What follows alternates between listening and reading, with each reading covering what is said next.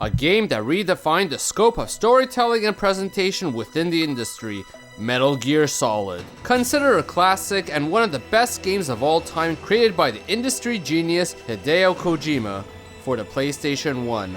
But the path to build Metal Gear Solid was one that changed throughout its development, from moving development through different platforms to developing a successful formula and translating a classic 2D franchise into the third dimension.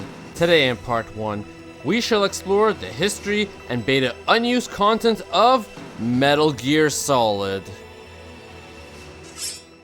1994, an era where the advent of 3D gaming was coming into clear focus, with PCs, the SNES, to even the 32X add-on offering it to an extent. During that very year, one of Konami's top directors, Hideo Kojima, was busy with his latest game, Policenauts, a visual novel-like adventure game for the PC 9821.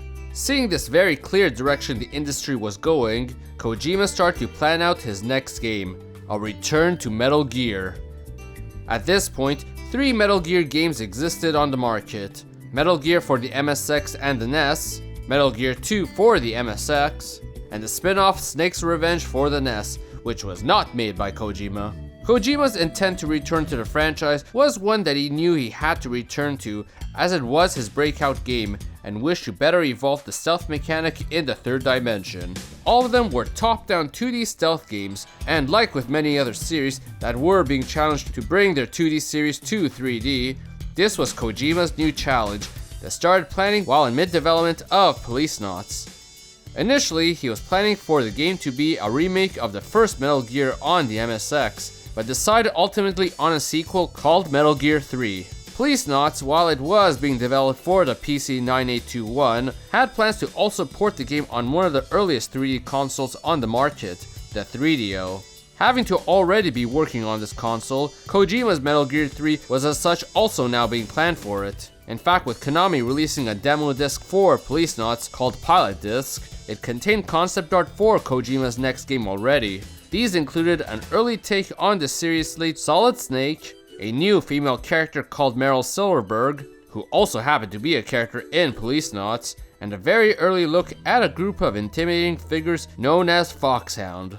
However, while all this was happening, Sony had also revealed a new console, the PlayStation, being a fully robust 3D console with large storage and a lot of potential. Kojima was impressed by this very machine, and by 1995, the ill-fated 3DO was not performing well at all, and looked like it would collapse any day now. As such, Kojima and Konami decided to shift the game to this very new console, the PlayStation. Kojima, who had promised himself to make this new Metal Gear for it, worked to port Policenauts once more to this very console. A good way of learning the ropes with developing for it. But soon by mid-1995, full-on development for this new Metal Gear 3 began, with a team of only 20 people, which would be considered an oddity for what Konami was penning as a major project. But it was what Kojima preferred, as he could better work with such a small team and better tell his team's condition. However, the game was soon retitled as Metal Gear Solid. This was all due to the fact that Metal Gear 1 and 2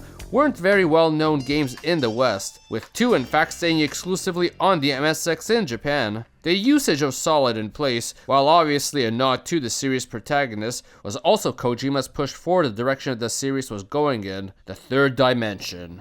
But alas, this was all about to happen during the transition of 2D to 3D in the market, where series either saw themselves flourish to new heights not ever seen before, such as Super Mario 64, or go into an absolute blunder like Konami's other series Castlevania did in transition. As such, Kojima had a tough feat to make sure it transitioned smoothly. Being a series that utilized guns, first person was an idea that came up to better present the 3D nature of the game. But being that this was a stealth game, it was deemed too hard to control. As such, the idea was quite simple. Take the formula of Metal Gear 2 and make it 3D.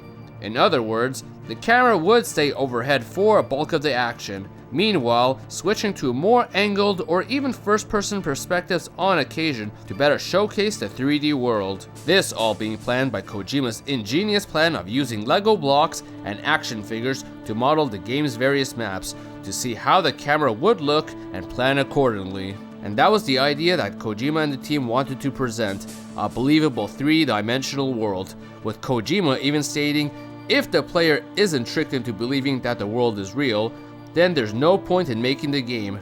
To fulfill this, adjustments were made to every detail, such as individually designed desks. In other words, making it accurate to real-life physics. Whether it be enemies seeing Snake in their cone of vision, to even being able to hear him knock on walls or walk on metal. This even came down to the game's weaponry, which Kojima hired a weapons expert by the name of Motosada Mori as technical advisor to better hone their research. This going so far as to even visiting Stembridge gun rentals and Fort Erin, and even going further over the top by working with the Huntington Beach SWAT team in order to better understand weapons, vehicles, and even explosives through demonstration. With the world at work, Hideo Kojima had tasked artist Yoji Shinkawa, who had earlier drawn those very concept pieces found in the demo disc of Policenauts, to now design the characters, weapons, and of course Metal Gear itself. Much as how Kojima and the level designers were using Lego to build the maps in real life, Shinkawa used plastic models to build props and hardware of the game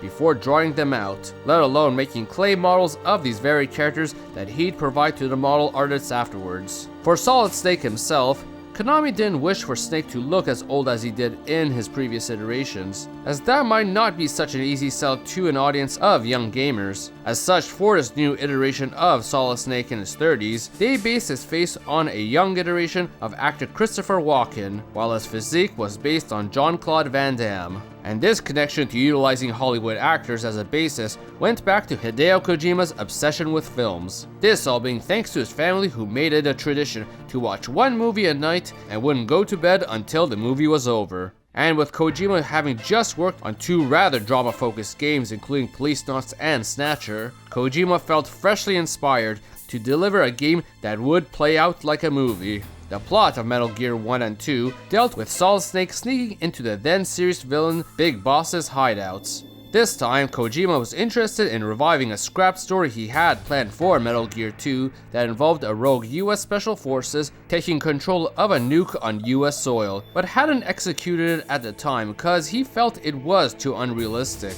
This time, being that it was 6 years after the Cold War, he felt that enough time had passed to bring the story back. The story involved Solid Snake coming back from retirement to infiltrate the Shadow Moses base in Alaska, which had been compromised by his old Special Forces team that he had been a part of in the previous game, Foxhound, this time contending with a counterpart to him known as Liquid Snake as the lead villain. This along with a number of returning and new cast members to tell a rich and unexpected story. And if you're enjoying this video, please hit the subscribe button and hit the like button too to further support us and keep creating new videos. And so, with development deep at hand, the September Tokyo Game Show rolled around in 1996, the first one ever actually. This had many developers from across Japan showing off their latest games in development, including Squaresoft's Final Fantasy VII, Capcom's Resident Evil 2, and of course, Konami's Metal Gear Solid. Unlike most video game trailers, this was presented very differently. In many ways like a movie trailer, with emphasis on cinematics, high quality editing, and even ending on a movie-inspired credits, a clear influence from Kojima's vision for the game. The trailer itself, however, appeared more as a concept CGI trailer rather than actual gameplay footage, as this looked better than anything in the final game, with higher poly models, lighting that bounced off of surroundings, including this highly polished glowing sword of the ninja, and the reflection off his mask at that, as well as even texture blurring, features that weren't possible on the PlayStation at all. On top of that, the menus looked rather different, more prevalent and larger, while the codec calls were all done in real time, with Snake needing to clearly hide in a corner, a concept that could have made it both harder for the player, but also harder for the developers to make an excuse for Snake to be hidden to answer codecs on the fly. This all likely running on an engine on PC at the time, before being ported to a PlayStation-friendly engine. Other obvious differences seen here included the lack of decoy octopus amongst the members of Foxhound, Vulcan Raven spelt as Valken Raven, a rather early and simpler version of the armory floor of the tank hangar, and the radar appearing differently too. And while the Tokyo Game Show showed a rather cinematic game, The animations had been rather simple at that point. However, the plans for the final game was going to include a lot of exaggerated jumps and actions. So rather than going to someone to motion capture the characters, they opted for animators with experience in anime design to manually animate everyone. A tough but required feat here. But at this point, it was clear the game was becoming a major project at Konami, and 20 people weren't cutting it anymore. In fact, there was literally only one programmer available to work in this case. A ludicrous feat. This even leading to unintentional results, such as the camouflage of the ninja being due to a programming bug. One that did work in their favor in the end. But even so, the team was forced to expand at this point to get to the finish line of late 1997.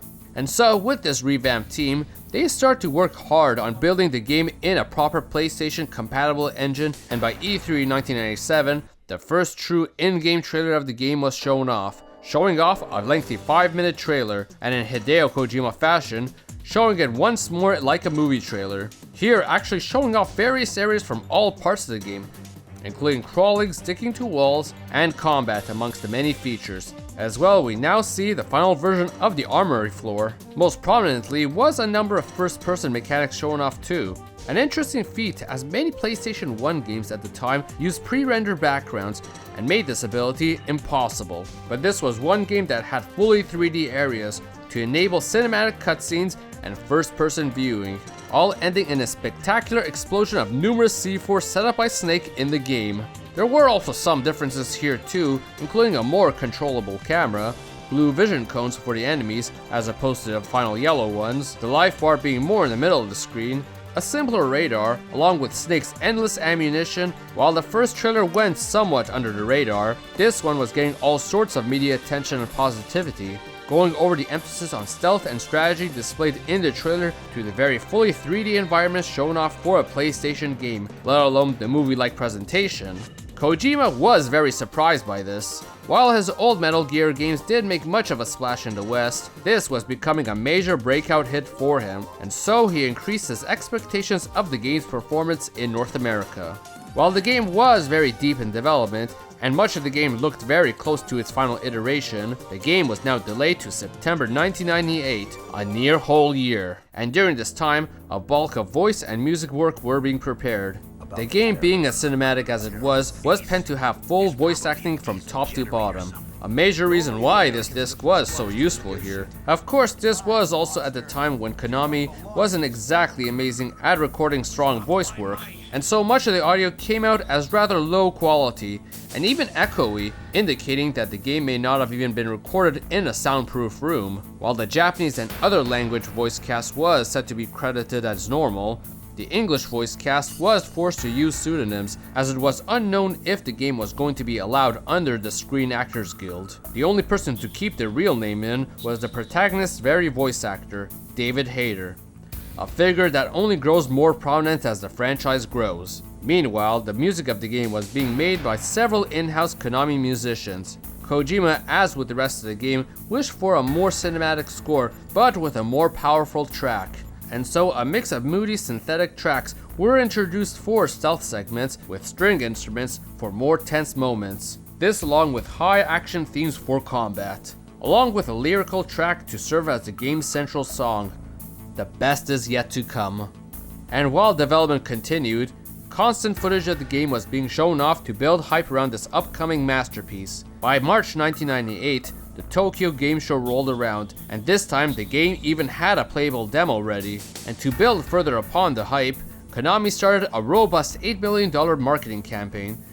These included the usual magazine and television ads, which most famously, the American one, boiled down to this. Sir, aren't these tests kinda easy? Suicide mission.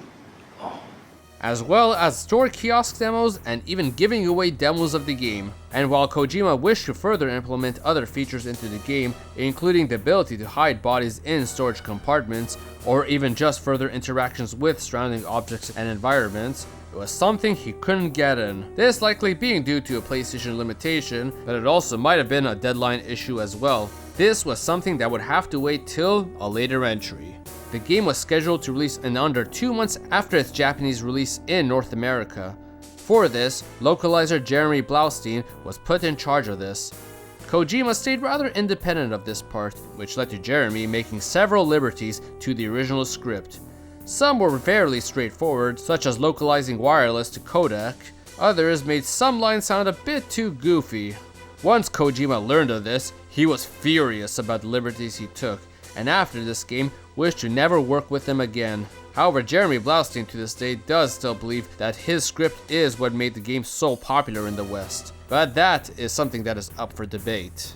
Aside from the script, other small gameplay changes were made for the West too, including the addition of an extreme difficulty, a bonus tuxedo outfit for Snake, and a demo theater for viewing the cutscenes of the game. And so the game released in Japan on September 3rd, 1998 and October 20th, 1998 in North America. The game was a massive critical success, scoring near perfect and perfect scores across the board, many including PlayStation Official Magazine declaring it as the best game ever made, and winning numerous Game of the Year awards, even with competition being as stiff as they were, being that they were up against Nintendo's Zelda Ocarina of Time. While up to this point video games felt like video games, many were speaking of it almost like it was a movie, with computer and video gamers even declaring it as playing a big budget action blockbuster, but only better. Some even bringing up how it basically invented or even reinvented the stealth genre as a whole. And aside from its critical success, it was also a massive commercial success too,